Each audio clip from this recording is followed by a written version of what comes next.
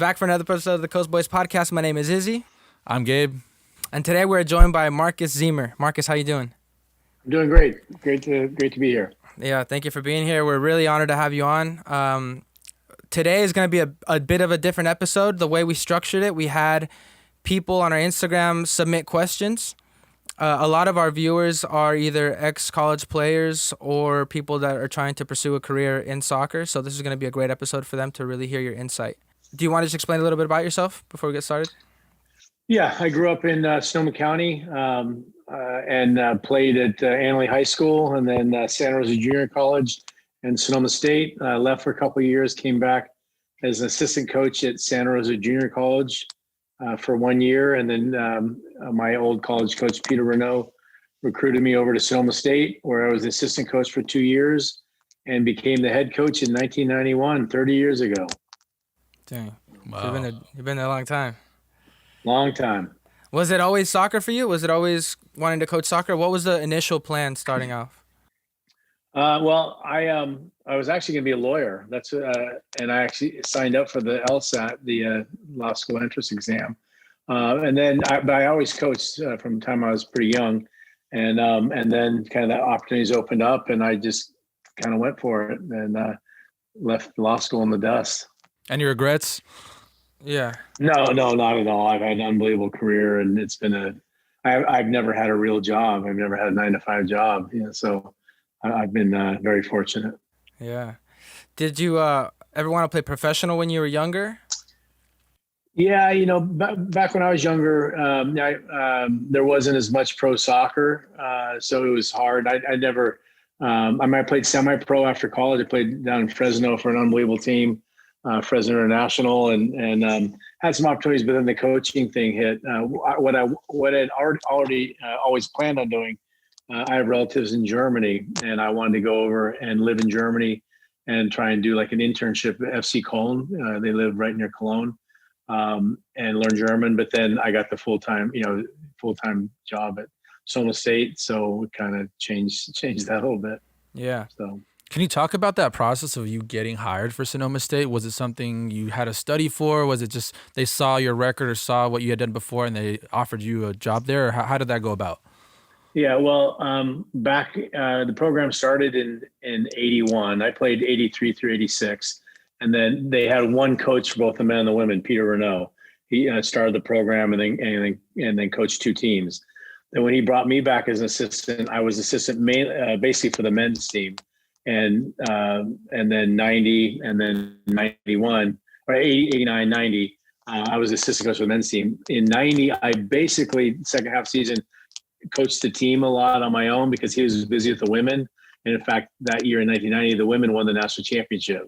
So he was with them. So the second half season, I was really focused on the men. And our first playoff game ever, NCAA playoff game, was at Cal State Bakersfield, and where Jeremy Gunn, who's now the Stanford coach, played. They had an amazing team, but Peter was back in Florida with the women's team in the Final Four. So I coached along with the assistant coach. The other assistant coach coached the men's team, even though I was assistant. We actually won the game, which was amazing. And then, so at the end of the season, he recommended to the athletic director that they split the programs. He would take the women, and he recommended that I get the men. I still had to interview for it and everything, but kind of had a little bit of a track record then, and they kind of knew what it was. And in terms of education, I graduated. I was working on my master's at the time, and then I had gone through the U.S. coaching school, so I had my A license. So I had the soccer education to kind of back it up as well. When you start off fresh face, don't really have a reputation in collegiate soccer coaching, what is your identity like as a coach? Like, what are the fundamentals that you want to implement into a team?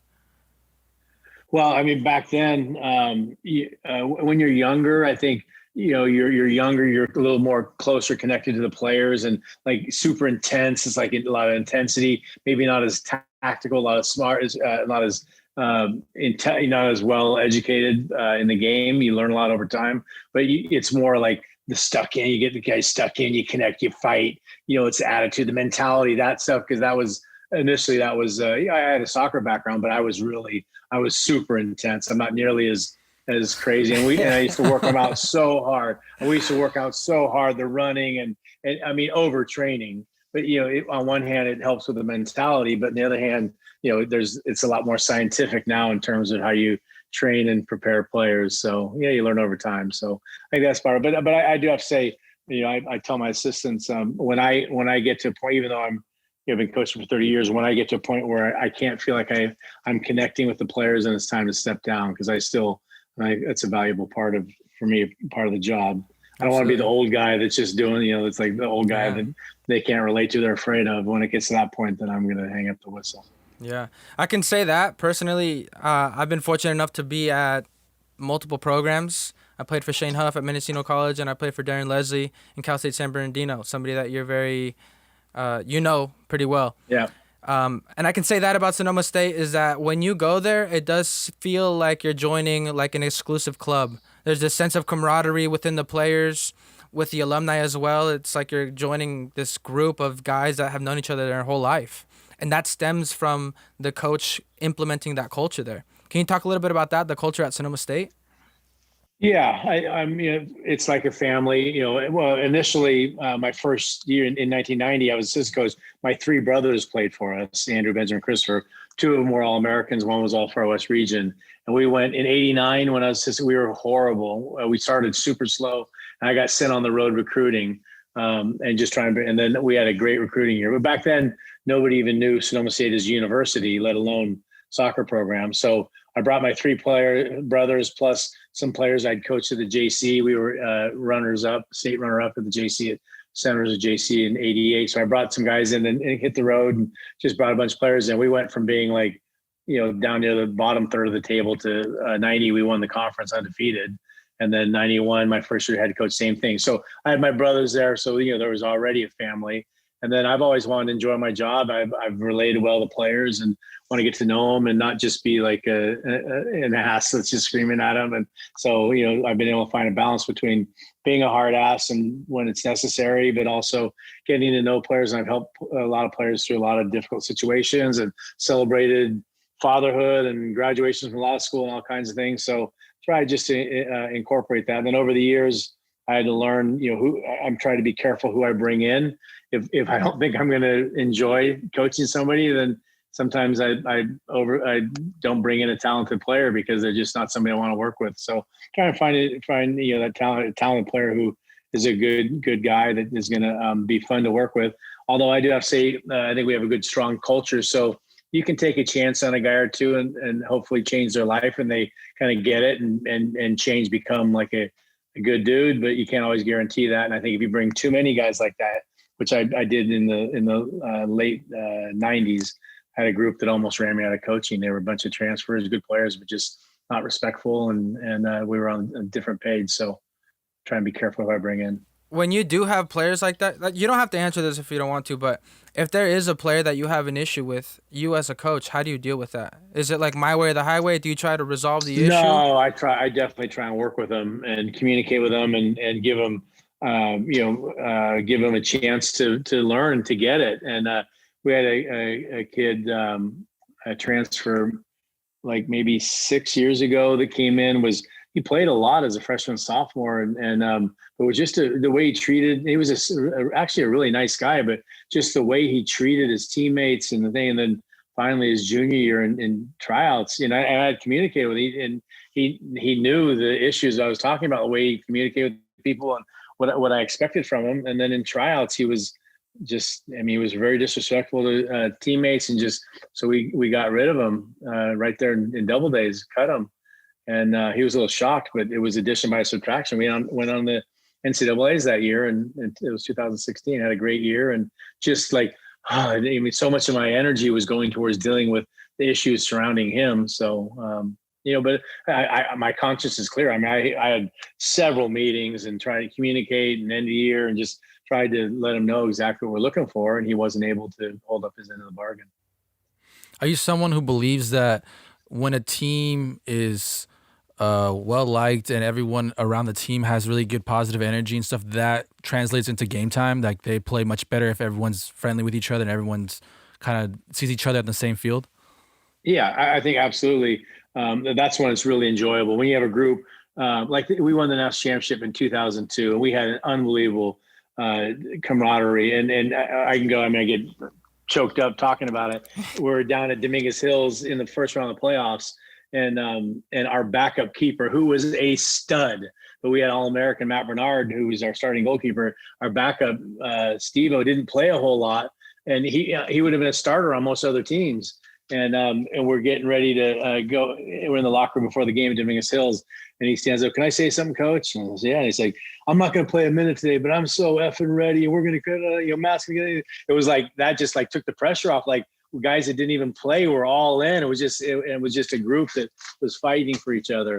And then so that's the ideal. But I do still think that sometimes things aren't always going to be harmonious, and you still need to you play for the shirt and play for the badge on the front, and still put aside your personal feelings and be a good teammate, for the 90 minutes and everything. And maybe there's times you have guys that don't hang out, they're not as friendly, but you have to be able to respect each other and perform on the field. So in a perfect world, everybody's hanging out. It's fun. Like some of my best moments, like being down in LA, going to dinner and sitting, we're outside. It's really nice out, and just looking around and seeing all these groups of guys just hanging out, talking, and, not life and hanging out and friends. And just, it's just a good feeling that you have a bunch of guys hanging out that are all, friends and enjoy each other's company, and you're going to war together. So that's the ideal, but it's Absolutely. not always that way. And yeah, in a perfect world.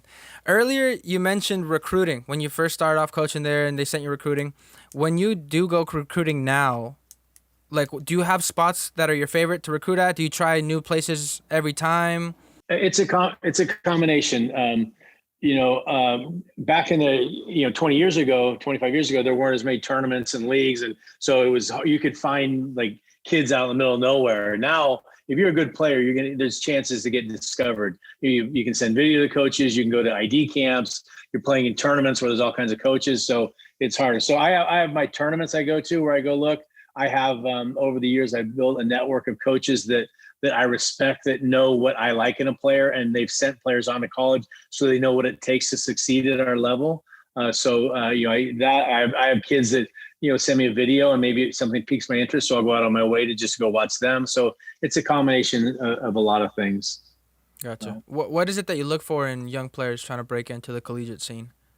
Well, basically, they have to have a strength. One strength, I think, of it, if you look at their personality, the tactical, the reading the game, the physical, and they have to bring something. So something stands out, something that grabs you. And then we generally, the way we play, we try and build up and keep the ball. So we need technical players. Like even our goalkeeper has to be able to handle the ball with his feet, because we play back to him under pressure. And the game's changed that way. Back when I played, you could play back to the keeper and you could pick it up. Now, when they first changed that in the early 90s, it was crazy. At first, you had keepers that all they would do is kick the ball long. They wanted to pick it up. So we like players that can. And then athletically, I'd love to have big, fast, skilled, insightful players, but sometimes we have small players that are quick and have very good players. So the athletic thing, I think Division I, they're looking for all components: big, fast, strong. If you're smaller, you have to be super quick and an incredible player. So we're looking for you can't be small and slow. If you're smaller, you better be quick. Things like that. So and then personality, I look for. I want guys that are winners. I want guys that have a good mentality, a good teammate, listen to coach, respectful. And so I'm kind of looking for all those things. Have you ever recruited internationally, or what's the policy on recruiting internationally? Yeah, I have a lot of contacts. I go to Europe every year, basically. And we have had we had a Swedish kid. We had a Dutch kid that came for a year. We've had a few, a Brazilian kid, but we don't have a ton of scholarship money. So a lot of the international kids, like during this time of the year, I get 20 emails a day from international kids, but they're all looking for a lot of money, which we don't have. So we had a French kid that, he recruited us, and I was very upfront with him about the money. He was a good player, but after the first year, he couldn't afford it. And so you have to be careful, because you get a kid that comes in, maybe pulls off a year, but then he can't keep it going and he has to drop out. So, that's just the situation is bad for everybody. So I'd love to have I would never go, like there's programs on the East Coast that have 18, 20 international kids. I would never do that. I think there's enough American players, but I would love to have, 2, 3 that add something culturally, experience wise. And then like the guys after their career, they go visit their teammates in different countries, which is pretty cool. So, That's awesome. Yeah. How is Sonoma State's situation now? Like in the CCAA, can you talk a little bit about that? Because I have friends that are playing at NAIA schools and like Dominican University, for example, another D2 school in California, and they're training right now. Sonoma State is not. Like, can you talk a little bit about that? Yeah. Well, it's a public school versus a private school, basically. And then also Division I versus Division II. In Division II, the Pac West, which is like Holy Names, Dominican, Fresno Pacific, Azusa Pacific, they're training. They're not under the same rules as we are under the Cal State University system, the CSU system. So at this point, we're going to be allowed to start training March 15th. And so we'll have about an 8-week spring season, which would be great. And then hopefully with the vaccine coming in and everything, hopefully we'll be a full go for the fall. Do you think that the vaccine will be mandatory for players to come back? I don't know. I mean, I'm not sure about that, but if enough players get vaccinated, then you reach kind of herd immunity. They might. To be honest with you, I don't know that. Gotcha. How has COVID-19 affected you as a coach? Have you had to like trying to change your styles around to talk with players, or have you still been in contact with players? It's been massive. We're not allowed to recruit. NCAA rules you can recruit, but the CSU, the Cal State University system, which is the college system, there's the UC and the CSU. There's a travel ban, so we're not allowed to travel. So I can't even go on my own dime. Like I want to go to Surf Cup. They moved Surf Cup from San Diego to Phoenix so they could have it, but I wasn't allowed to go. So we're not allowed to travel to go watch, even locally. Can't go watch kids play, and then we're not allowed to have kids on campus for visits. So kids can come on campus. We had a couple kids. The university's open to the public. You can't go into the buildings or anything, but there's people riding their bikes and walking their dogs. So somebody can come check out the campus. We have players. We're encouraging players to do that, but I can't meet them. I can't show them around, which we usually do. So what it's done is first of all, there's not as many spots because a lot of seniors are coming back. We only have 1, maybe 2 seniors coming back for an additional year, but a lot of Division I schools, their seniors are staying over another year, so there's not as many spots. So there's a lot of very good players available that are still available. And then the other thing is I'm having to make some decisions based on video, and I'm falling back on my coaches that I trust, that I know that trust their judgment a bit. So I mean, I've never brought in players without seeing them play. But we're going to have to do that with some players. We're going to have to take a little bit of a risk on some players because we just can't see them play. Yeah.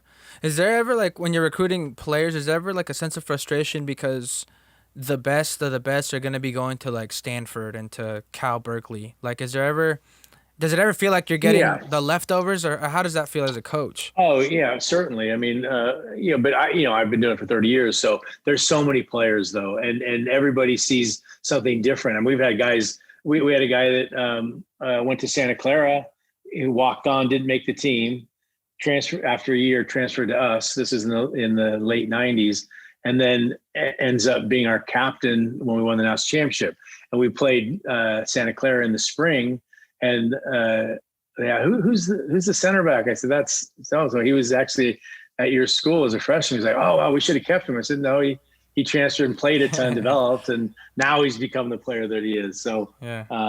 But there's so many players. So, maybe would I love to have, if you're looking at Division I, you have more of a choice, you have more money. And so you're getting a player that has all the components, more athletic, technical, tactical, great personality. Whereas maybe we have somebody who's a little bit smaller, or there's something that we have to develop in them, which is fun as well. But it's always funny when I get new assistant coaches, when we go recruiting and like go to big tournament like Surf Cup, and then they go out and they come back and they're like, oh, I like the number 10 on this kid. And they're like, oh, he's going to LMU.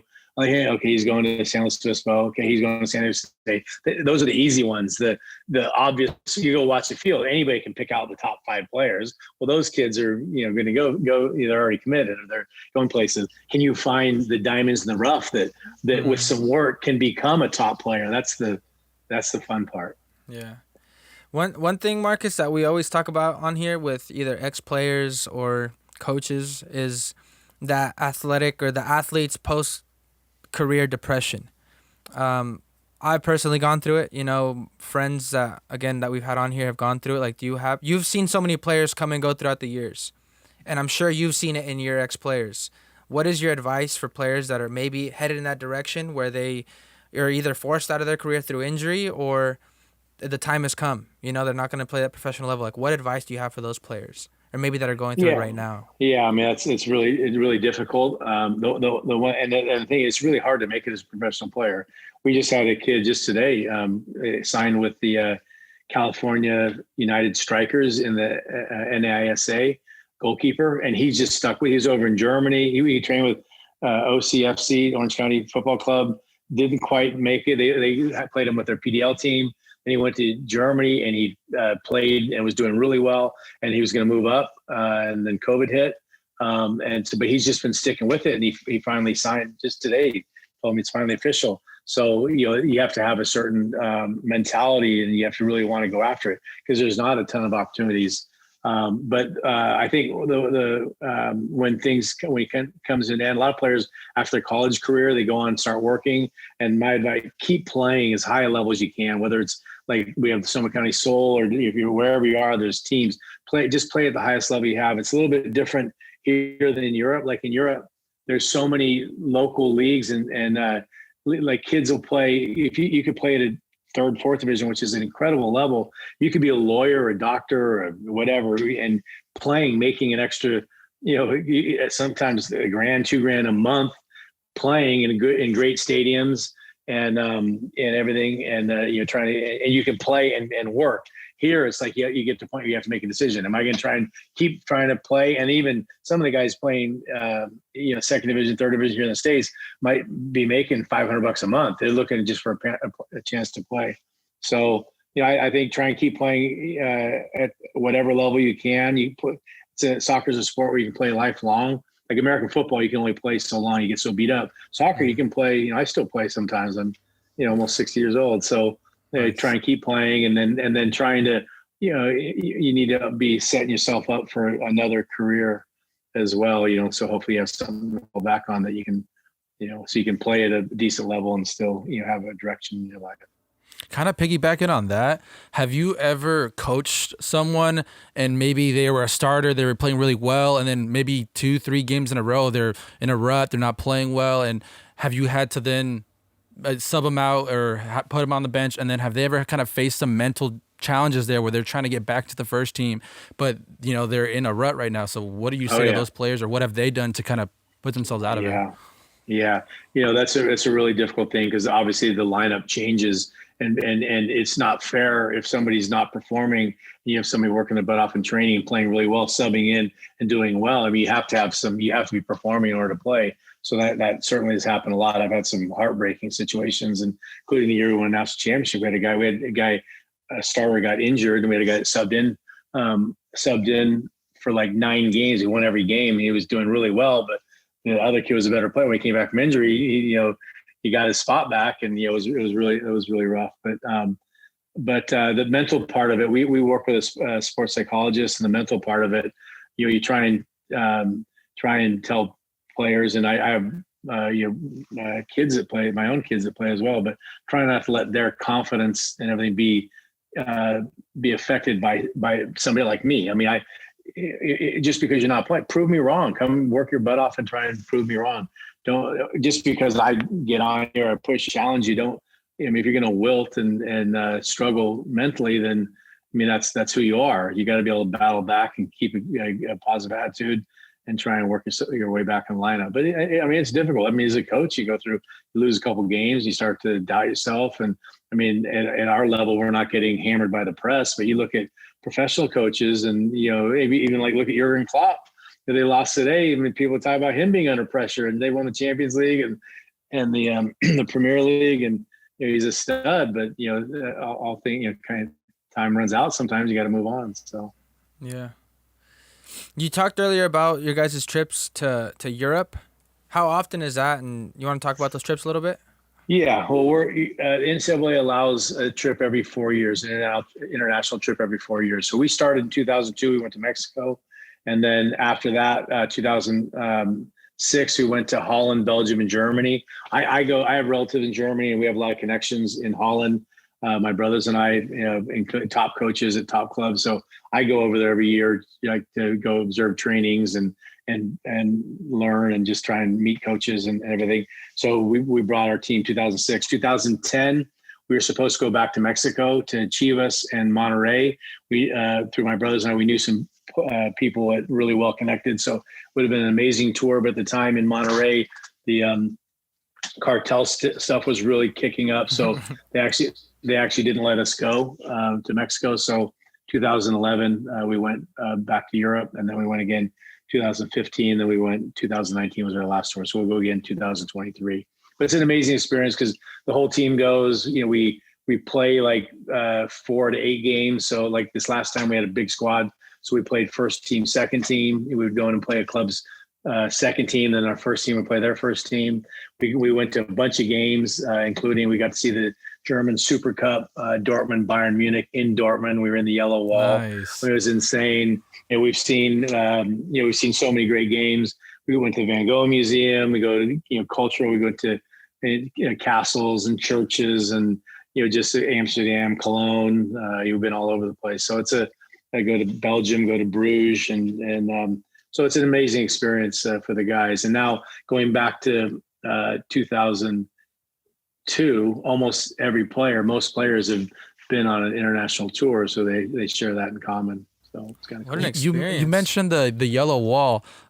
So you saw that huge atmosphere of people. How much do you think having fans behind you influences a game? If you're playing home and you got your fans behind you, like how much is that going to impact the game?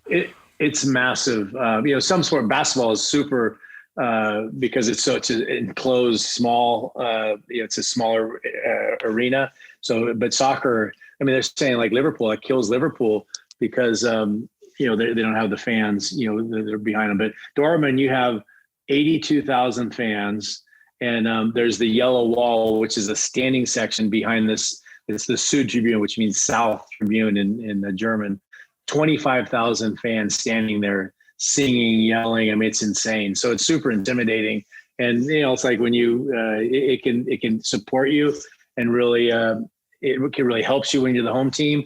And when you're the visiting team, it can be intimidating. We had that in 2007. We were in Texas. We played at Midwestern University, and their fans were right on the field. Like super close and loud. And they rattled us at first. We actually gave up a goal. We battled back. We ended up losing the PKs. We ended up playing super well. We had such a good team, but their fans rattled it. We hadn't been like that atmosphere. Our fans used to be like, we used to have couches and guys with megaphones. It used to be insane. They've because of sportsmanship, they've kind of reined it back in. It's not like it used to be, but it's a massive thing. When you guys are over there in Europe and your team is playing against other teams, other clubs that are from there that have that playing style, like what do you see as like the main differences between your team, an American team, and going to Holland specifically? We played mostly in Holland. Last year. We played a game in Germany, and we played a game in Belgium. So mostly it's been Holland. Holland, we're more athletic. Like if you looked at the two teams lined up before the game, you'd think we're going to kill them.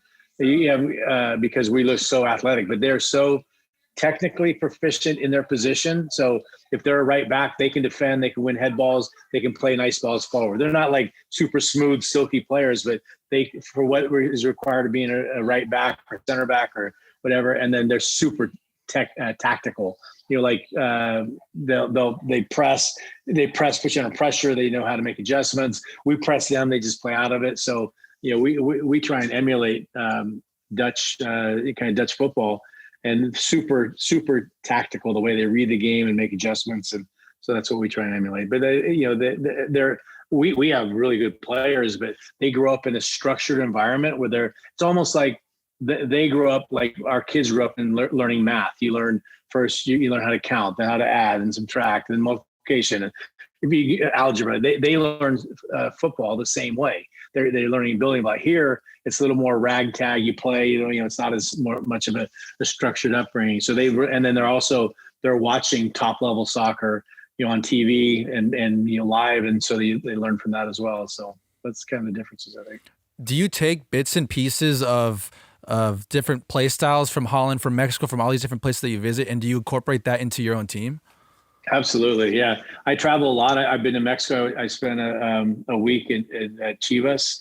We got to watch first team train and play, and then watch the youth and the director of methodology there spent a bunch of time with us. So there, I've been to Italy, I've been to Spain, I've been to Belgium, Holland, Germany, England. So we go and try, and I'm always learning. I even learn. I go watch other college coaches and I think, okay, I like that, or I'll tweak that, or so. I try and learn and take as much as I can from different places. So you've been to Mexico, been to Europe. You see the systems over there, the clubs, how they grow up, and you say they learn from kids, and it's cultural over there. Do you feel like that's almost the United States' downfall when it comes to producing the best players? Because I've heard a lot of players that are anti-college system. I love the college system. It gave me an opportunity to play at a high level. But there's people that think that that is impeding the United States' progress towards like world-class soccer. Like by the time a kid gets drafted into the MLS, he's 23, 24 years old. In Spain, he would have been playing 5 years professionally already. Like, what is your opinion on that? No question that college restricts the development of players. You have players that play college and make it. Some play a year or two and make it. But if you look at our roster now, I mean, we have kids playing all over the world and skipping college. So, but that doesn't mean I'm against college, because I think I think it's great. It's to play high level soccer and you're getting your education at the same time. But if you truly have the talent, want to be a professional soccer player, the rules are too restrictive in college. Like, we only play like 18 games in 2.5 months in the fall, and then 5 dates in the spring. I mean, it's not a proper development system. So if you go in a professional environment, you're playing 40, 50 games a year, and you're training 4, 5, 6 times a week. And so so I think there's a place for both. In Europe, you get to a point where you're in a professional club's youth setup. You get to a point where you have to decide, am I good enough to play professionally, or do I, say you're at Bayern Munich or Ajax or do I need to go to a lesser club? And a lot of people do that, or go to Belgium or Holland to try and make it. And then and so you have to make that decision. And then there's a lot of kids, like there's kids playing for UCLA that went through Real Madrid's setup. They weren't good enough to make it pro over there, so they come play college. They're very good players, but they're not good enough to play for Real Madrid. But so they have a decision. Do I try and play for Real Madrid? I can go get my college paid for 4 years, get a degree, or I could go to Levante, or to go to a Espanyol, or go to maybe second division, try and make it, grind it up. So it's a decision I have to make. So I think, there's a place definitely for college athletics but soccer, unfortunately, the rules with the NCAA are so restrictive that it's hard to properly develop players. If we could play more games and play during the season, and we play Friday, Sunday, if we could set up a friendly on a Tuesday against a JC and play the guys that didn't, like the second team guys didn't get to play much or at all, that would be awesome. That we could really develop players. But we have the sub rules. So once you pull a guy out in the first half, you can't put him back in. It's just everything. It's hard to develop players. It's a challenge to properly develop players. One argument that I have heard with the whole collegiate system, I had a buddy that I played with in San Bernardino, and he went on this huge rant on Facebook, and he was saying that it's kind of dumb how in college you can do unlimited subs. Do you think that would change the way a coach would coach his team instead of just rotating wingers in? It depends. We try not to sub that much. Like, there's teams that they start the game with 11 at 23 minutes. They're subbing their front 6. Most teams don't sub their goalkeeper or their back 4, maybe a little bit, but not a lot. So they're subbing their front 6. So they're high pressure coming at you 100 miles. It's not a real soccer game. In international soccer, where you have 3, and now in some leagues are doing 5 subs, 3 subs, you have to pace yourself, and the game has a life. You can't play like a maniac for 90 minutes. You run out of gas. So the game kind of and it starts to die off. Then, like in Germany, they call at the 75th minute, you sub in a speedy attacker who the game just started to open up, and they call him the Joker. He comes in and a lot of times they'll score, they'll cause havoc because they're fresh, everybody else is tired. So, but then, if we didn't have the sub rule, it'd be impossible to develop a lot of players, because if you only had 3 subs and half your team's not playing, you can't set up a friendly for them. Like in Europe, my son was over playing in Europe, and my daughter played in Holland for a year. And if you don't play on the weekend, then you play with the second team in a friendly game on Monday or Tuesday. You get a game. So you're getting a game every week. So they're really trying to develop the players. So it's great. We try not to. I mean, there's times where you somebody's getting tired, but you're just starting to, like, the team at the 30th minute, the team's figuring it out. Now you make subs. Now it's a new group coming in that has to try and get on the same page. And so there's different philosophies. Some teams like kick and chase and sub and play 100 miles an hour. Others kind of play like ourselves. We play more football, where we try and break a team down through, and then make your subs at the end.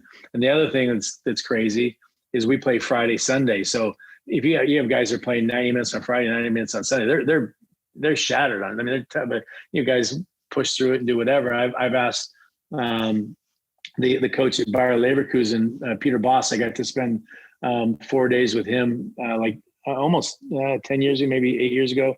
He was at Heracles in the Dutch First Division. Then he went to Dortmund, and I was at Leverkusen.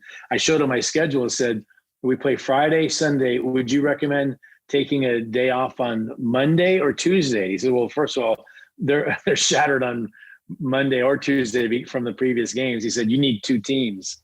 You play one team on Friday and another team on Sunday. And really, that's, from a periodization standpoint, that's really what it should be, because you need 72 hours to recover from a game. You should have 2 days off. But financially, they're not going to fly us down on have us play Thursday and have us play Sunday. So we play Friday, Sunday. And so there's a lot of things, the subbing and all that. So I prefer less subbing, but the rules are the rules.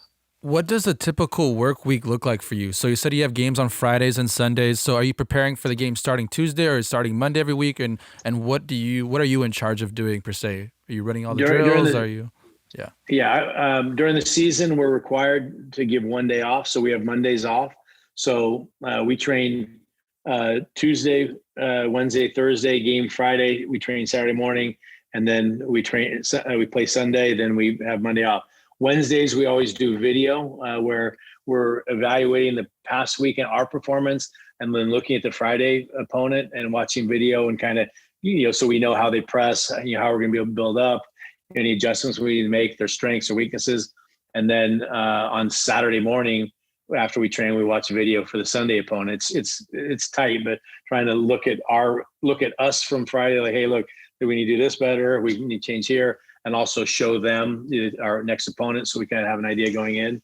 I'm at everything. I work very closely with my assistant Ben Langwith, and we plan practice together. And then we had a guy that was working on his master's, TJ, that played for us for the last couple of years. He's done all our warm-ups. He was fantastic. He's an assistant coach in South Dakota now on the women's side. Got a full-time assistant job, which was awesome for him. North Dakota. And usually my assistant coach will run the warm-up. He'll run like a passing exercise, a possession, and I'm overseeing it, and he's kind of running it. So I'll step in and make points and everything. Then we get to our tactical part where we're working on build-up or pressing, whatever we're working on, where he kind of runs it, and I jump in and make my kind of the big points, kind of oversee it, and then we usually finish by playing. So.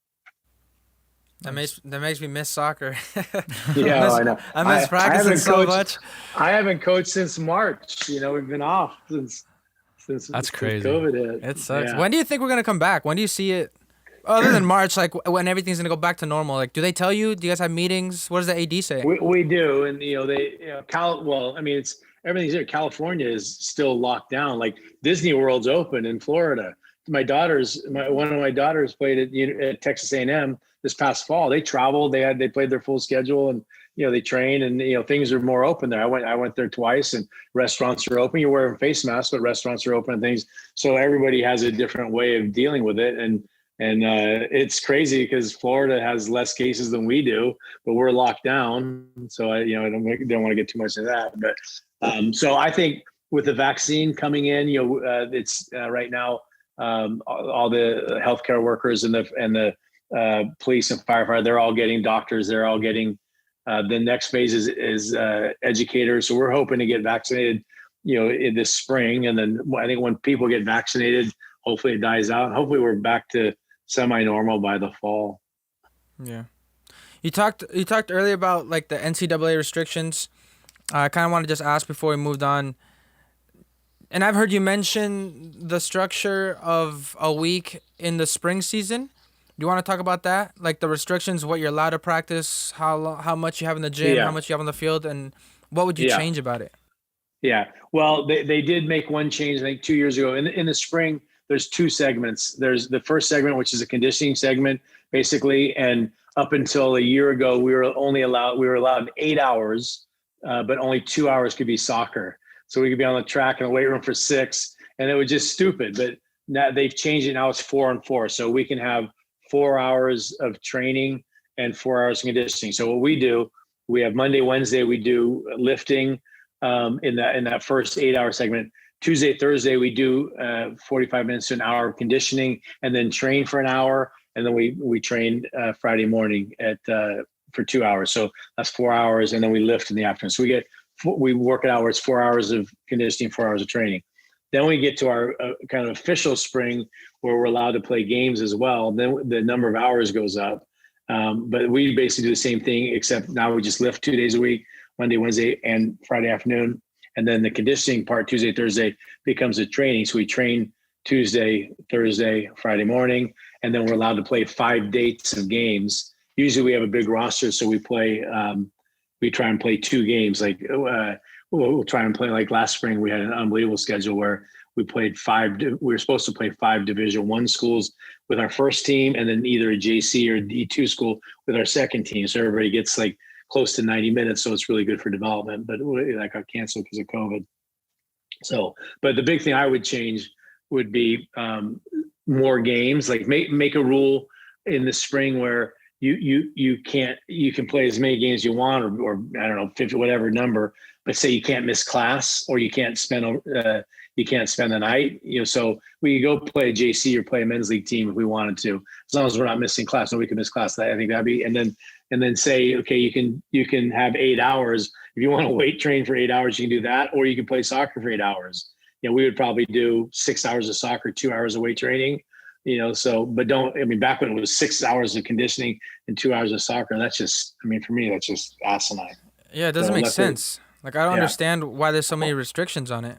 I think one of the things, like in the Midwest and some of the really cold weather schools, they can't get outside, during January, February, maybe into March. So that's the only thing I can imagine. They even it out, by saying you can't train. But I don't know. It doesn't make sense. Leave it up to the coaches with their discretion. If you want to be a physical, stuck in kick and chase, and you want to do more conditioning and strength and focus on that, then do that. If you want to be more of a football team, then you do more of football. What would you say is the hardest part about your job? Well, I'm not going to talk about COVID times because that's that would dominate. But I think the administrative part of things, like we have a lot of paperwork and fundraising and camps and all that side. Actual coaching is a very small part of my job. So I think that's the hardest. The part that I love is the thing I do the least. So I think that's probably the hardest thing. How does a program like the men's soccer program, how do you guys raise money? Like, is it through camps? Like, what is yeah, well, we have a variety of different ways. We've always done for over 20 years, I've been doing 6-a-side tournaments. And we started late 90s.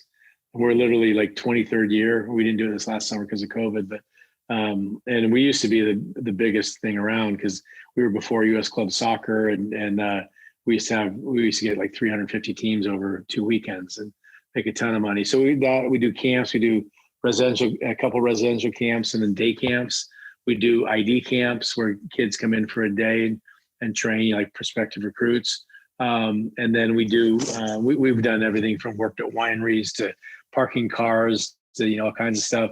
The one that we did as a program, which worked out really well, It's called 100 for 100, where we tried to get every program tried to get 100 people donate $100. And we ended up we raised almost 17 grand this just in like November, December. Jeez. We had a ton of alumni donate. We had almost 100 people donate, and we took in, like I said, almost 17,000. So that's the first year we've done that. So that'll be good moving forward. If we can count on something like that every year, really would help the program. So you said that your alumni help out a lot. Do you still keep in touch with old players that they played under you? Absolutely. And that was one of the alumni. We had people stepping up. One guy gave $2,000, 700, 500, 250. It was awesome. And I texted all the alums and individually reached out to each of them, and a lot of them stepped up and responded. And then we have pockets of alumni, Seattle, San Diego, Sacramento. I went down to San Diego recruiting. We'll get together and put the word out and have anywhere from 2 or 3 to 10 get together and go have a beer and hang out and, just talk and reminisce. And I hear stories that I didn't know about, which is probably the best I didn't know about at the time. But no. So that's awesome. And then I try and definitely keep in touch with the alumni as part of the developing relationship. It's hard because there's a lot of them now. I have our alumni T-shirt has every player that's ever played for us on the back of it, so it's just pretty cool. So, Quinn, awesome. Fun fact about that Seawolf tournament: me and Gabe participated in one in 2014, and we got first place. Nice, very, very fond memories. Yeah. Back then that was the Puma Seawolf Cup, probably. Yeah, I think it was a 7v7. Yeah. But it was really fun. A lot of players too. A lot of teams, a lot of players. Yeah. We've had as many as like 18 fields set up with them packed like all day back in the day. Now it's because there's so much more competition for tournaments and leagues and everything with NorCal Premier and everything that it's not as big as this. But we still get 75 to 100 teams, so still a good fundraiser. Do you have any Sonoma State? I know the answer, but do you guys have any rivals? Like your favorite school to play against? Yeah, I mean, we have our traditional rival is Chico State. Goes back. Our first year in the conference was in 1983, my year, and we beat them twice that year. They were ranked. We knocked them off twice, but we have a big rivalry with them. Humboldt State has turned into a rival because one of my assistant coaches, Fred Youngman, is head coach up there, so that's turned into a nice little rivalry. We would do Dominguez Hills in the 2000s was our big rival. We played them in fact, 2016 we played UC San Diego in the conference tournament final. It was our 7th final and the first one that we played a team other than Dominguez Hills. We played them in 6 previous finals, so they were big. But LA, just kind of Chico's our big rival, I'd say. And then then we had a big rivalry with Cal State LA for quite a few years. Kind of heats up over time with different schools. So. Yeah, all those SoCal schools are really good. Do you notice your players playing harder when you're playing against a rival school? Yeah, I mean, you'd like to say they play hard for every game, but there's you get excited. That's part of the challenge. It's like Liverpool, or Real Madrid, Barcelona. When Barca's playing Real Madrid or Liverpool's playing United, Manchester United, Chelsea, or Arsenal. Actually not Arsenal these days. Tottenham Hotspurs. They're it's easy to get up for that game, but now when you're playing, Burnley, can you get up for that game? And today you see what happens. It's hard sometimes. So that's the challenge, is to try and get them up for every game and try and be professional. But it's easy to get up for the top teams in the rivalry games. And then you show up like environment like Chico, they always get a good crowd. There's times they're throwing hard candy at us and couches and yelling, and it just gets. It gets super intense. It gets you fired up. You go into a war, and that it gets you motivated. So yeah. That rivalry, is that felt between the coaches, or is that just something that you kind of want the players to feel to get them hyped up for the game? There was a time where it was felt between the coaches. We had 2010, we had a bad playoff game up there where it's red cards, and it was, and then there was bad blood for a few years. But I try not to. I try to have more of a long-term view and not have anything personal. First of all, I want to enjoy my job, and I want to get along with everybody. And things, when you're playing in a soccer game, things happen that you can get thrown in jail for. if you do it on the street, you go 2 foot some guy, do it on the sidewalk, you're going to jail. So, and then at the end of the game, you have to like calm down, and it's like, so yeah, you have to, kind of take it with a grain of salt.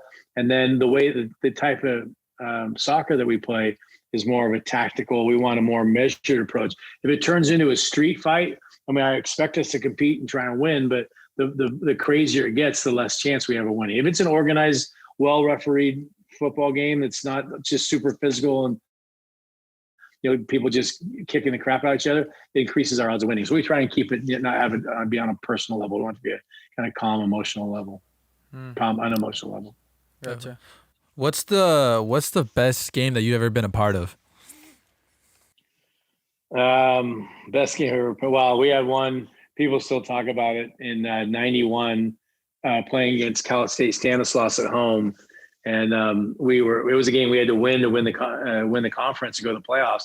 And that was my first year as a head coach. We won the conference and lost in the national championship game. But so we were down 2 goals, and my brother Benjamin got a red card. So we were down 2 goals and down a man, and we scored him. It was 3-1, 3-2, and then 3-3, and then in injury time, one of my brothers, Andrew, had faked a shot and sent to this guy, Chris Davini, who hit just a bomb from outside the box, scored to make it 4-3. And the crowd ran on the field, and the referee had to clear the field. Then they kicked off, and the game was over. So, but it was just like, people still talk about, because we were just done. And if we had lost, we were competing back then. UC Davis was in our conference. It would have been really, really difficult to win the conference, but we came back and found a way to do it. And then the national championship game was amazing. We won 4-3 in the finals. And, our first round playoff game that year was Dominguez Hills were down 2-0. And Tony Bassard from Clear Lake scores 2 goals, sends it to overtime, scores a hat trick to win. I mean, there's so many games that we've had a lot of great games. It's awesome. Who's the best team you've ever coached? Your favorite? The favorite, yeah. Oh, the 2002 team is, when they won the national championship. The 2007 team, I think, was more talented, and we lost in the quarterfinals to Midwestern in Texas, and we lost some PKs. We were so good, so deep, but it's hard. But we've had some good teams. Like the 2 years ago, we had an okay record, but we had a great team and great experience, bunch of good guys. So there's a lot that were very enjoyable to coach.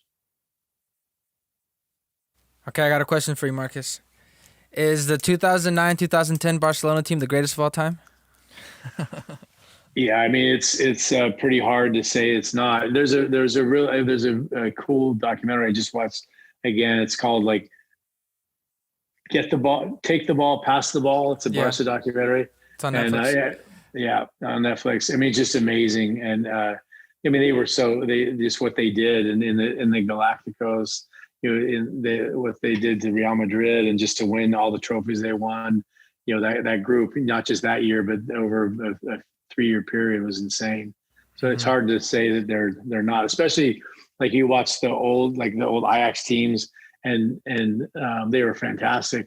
But the game was like in slow motion. You had so much time and space. Now it's so athletic and fast and organized, and everybody has good players. And to do what they did, is amazing. Yeah, that's always my argument of why Messi and Cristiano are like the best players of all time.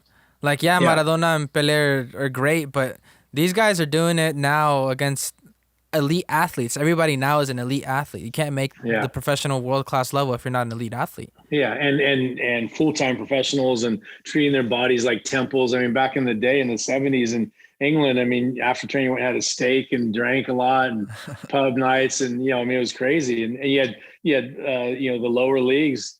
They were not even full-time pros. They had a job. My wife's grandfather, Bob St. Clair, played for the 49ers. He's a NFL Hall of Famer. He's 6'9" offensive lineman. He used to, in off season, he used to have to work. He worked selling cars and stuff just to make ends meet. And he told us, we went to breakfast with him like 7-8 years ago before he passed away. He told us that he held out for a week once for $1,000. He held out, didn't go to training Wow. camp for $1,000. Now, guys, the $1,000 like what they tip at an average restaurant. Yeah, that's what they Pocket spend change.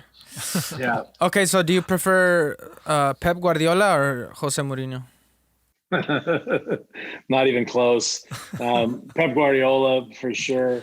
Mourinho, I think Mourinho back, in as you see in that documentary, he was at Barcelona for 4 years as a a low level assistant, and he would have got the Barcelona job instead of Pep, except he changed.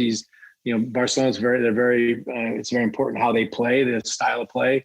And when Jose left and went to Inter Milan and Chelsea, he played more of a park the bus defensive. Porto, same thing, win at all costs, and that's not Barcelona.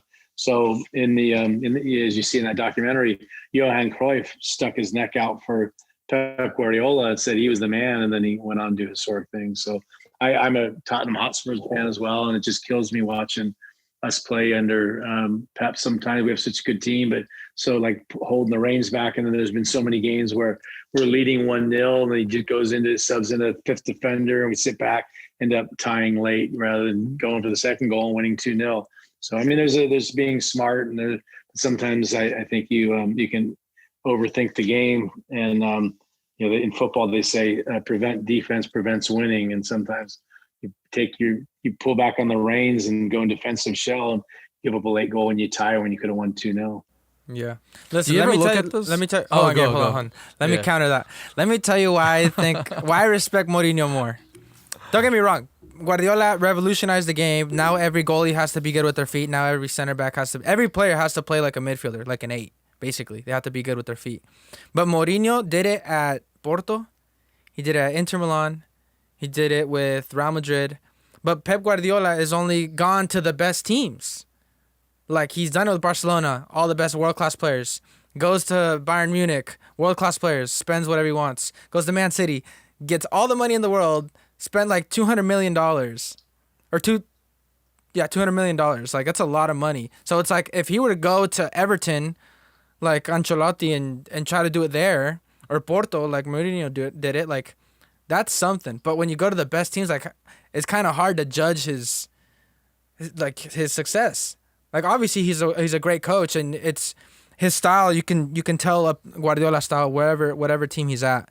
But yeah, like, that's why I always put Mourinho up there. It depends what you're looking for. If you're looking at art and you got some guy who has access to all the best paints and canvases and scenery and it's unbelievably beautiful, and you have some other guy that works in welding and other working class, you're comparing apples and oranges, and it's not like Pep Pep started out with the second team of Barcelona, with the youth of Barcelona, and then the second team of Barcelona, and then was just jump right. The first team had amazing success, and that's what he is now at City. He's doing. They're playing great. They won the Premier League, but it's not like Jose hasn't been at top clubs. I mean, Inter Milan's not a.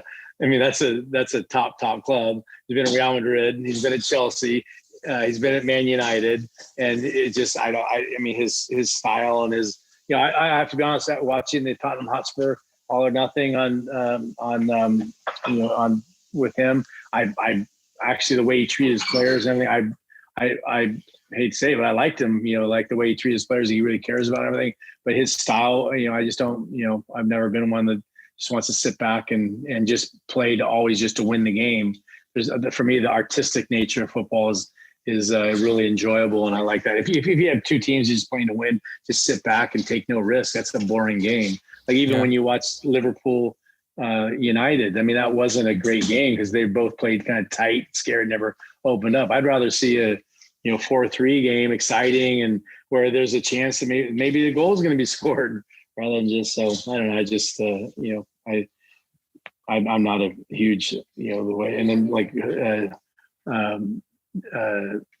Jose, like in Milan, he beat Barcelona, just killing the game. It's just so. Yeah, I agree. I prefer Pep Guardiola too. I was just playing devil's advocate. Yeah, definitely. Yeah. I agree as well. Have you seen your coaching style kind of evolve over the years? Oh, no question. Like I said earlier, when younger, it's mentality and like some of the stuff I used to run the guys so hard and just overtrain. So, and as you get older, you get a little bit more perspective and a little more scientific about how to approach things and proper rest and recovery. So, on one hand, you lose something mentality wise, but on the other hand, you have fresher players and through periodization and that. So, and then over time, when I was a young coach, I would take credit for all the wins and responsibility for all the losses. So it was really up and down. Where over time, you realize that there's other things, and like the losses. Some of them hurt really, but some of them you have a little more perspective. And you're like, okay, we're going to bounce back from this or whatever. So yeah, I've definitely changed and evolved. I know that retirement is in the horizon. It's in the near future. Do you have any plans? Like, what do you plan on doing after you're done coaching?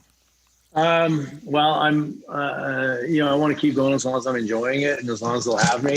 But, I'm 58. I've been going, this will be my 31st year coming up. So, I think at 63 financially in the retirement system, I could retire, see where we're at.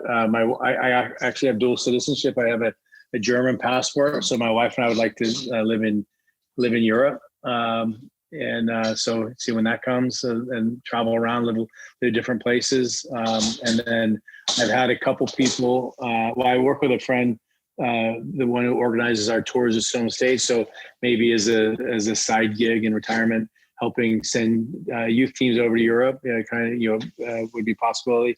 And I've had a couple different people ask me, one person asked me if I'd be interested in being a scout in Europe, which would be really cool, scouting players, because then you're still connected to the game. And then somebody else asked me, they have a lot of players in Europe, and would I be interested in like helping manage, like the player signs with a new club in a new city and help them get an apartment, and kind of be like there to help the players succeed and everything. So I'm on a Zoom call. Yeah, just tell them. Yeah, she thought I was just talking to somebody. Yeah. Do you have another question, Gabe? Those are all the questions I have. I was going to ask you if you had any more. I'm good. You said you wanted to do the last one, the advice one, yeah? Oh, yeah. Perfect. So anyone who's listening to this and wants to play collegiate soccer, wants to play at the collegiate level, do you have any advice you would give them to get to that level, or what steps they can take to kind of get there? Yeah. Well, first of all, take care of the football. You gotta play, train on your own, be very super serious about that. Try and improve, improve as much as you can on your own and your team, and be the best player you can. Academics, you have to take care of your academics. We have players. I've had some just stud players that I couldn't get into school. So you got to make sure you take care of your academics, taking the right classes and doing well. And then there's a level for everybody. So if it's not happening for you, if you need to go to JC, then move on from there, or you can find a place to play if you really want to play badly enough. So you got to go after it. You got to chase it, make it happen. Contact coaches, follow up with them, and put yourself in front of as many coaches as possible, and you can play. It's a pretty special to be able to play 4 years of college soccer and play with your buddies and train and work your butts off, go to war with them, and end up developing lifelong friends. So you can do it if you really want it. Absolutely. That's great advice. Well, that's all the questions that we had. Marcus, do you have any questions for us? No, I think you guys do a great job. I wish you the best of luck moving forward with this. I think soccer is really growing and it's been growing for a long time, but like professional high level soccer, I think there's a spot for guys in media, whether it's podcasts or announcing or commentary. So keep going after. You guys do a good job, and it's been great being on here with you. Thank you so much. Thank you. Appreciate that. Yeah. Everybody at home watching or listening, we just want to thank everybody who submitted questions. We really appreciate it. This was a great structure to the episode. And everybody watching at home or listening, thank you so much, and we'll catch you guys next week.